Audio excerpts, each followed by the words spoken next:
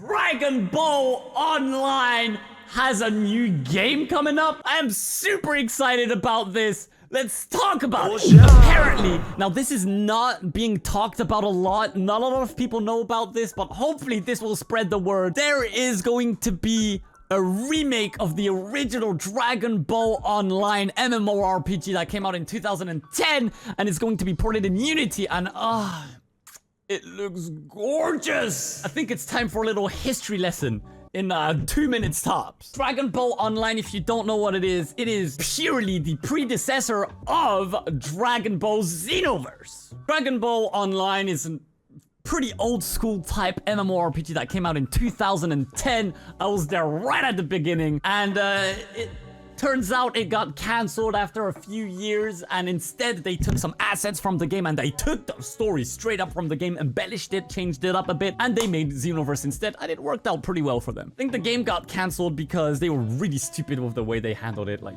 really, really stupid. Almost as bad as Netflix with JoJo Part 6.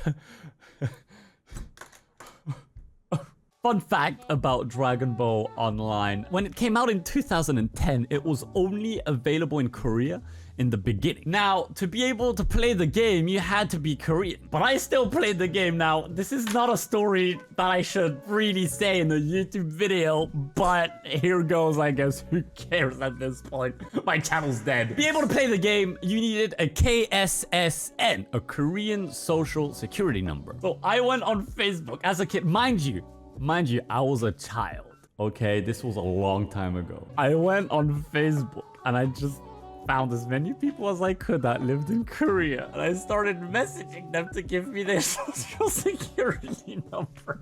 And it worked! That's the best part! It actually worked! This is one of my fondest and sweetest memories, which is kind of funny. But this one sweet Korean dude, I messaged him, mind you, again, I'm a child, I'm messaging them. Hey, I want to play Dragon Ball game, but I need Korean social security number. Can you please give it to me? Oh my god, and this dude, bless his soul, did his research on the game. He saw that you needed the KSSN, and he actually gave me his social security number.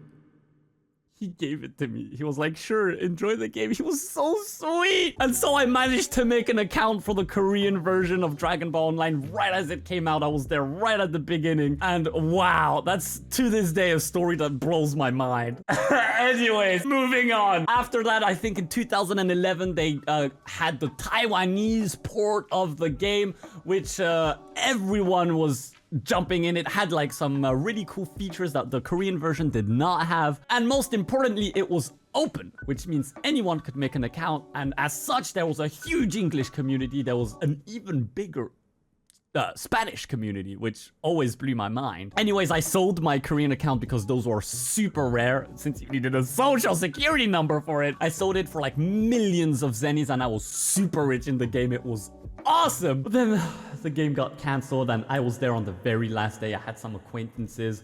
We were hanging out in Korin Village, which is the main area if you don't know the game. We were just standing there waiting for the service to shut down. That was a really sad memory, I guess. Anyways, after a long while, after years, some very dedicated people decided to remake the game. They managed to get the server-sided content and made private servers for Dragon Ball Online. We're not gonna go into details. There's a whole history of the private servers. Some owners of them were pretty stupid, not really meant for the job. We're just skipping that one. Oh, in fact, look at this. This is actually a little frame I have of me playing one of the remakes that I still play to this day, by the way. I still play it. It's Dragon Ball Online Global. Actually, it's Global Revival because it had a big change.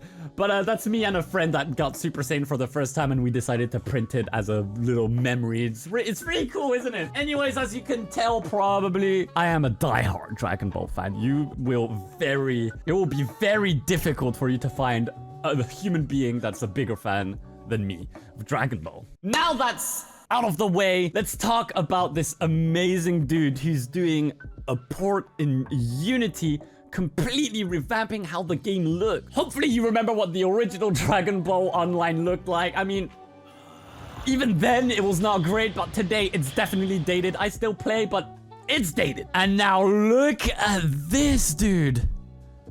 Wow!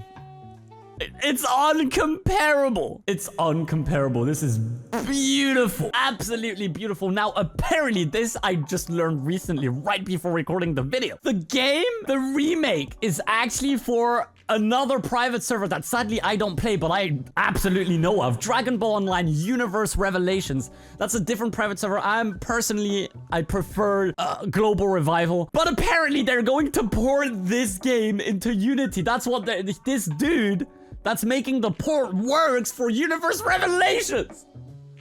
What? Now look at all of this content. There's a whole thread on Twitter. Now this is this is very, very early stage. Normally it should be a child. You start off as a child and then you become an adult at level 30. So I don't know why it's an adult already on the character selection screen. But nonetheless, amazing.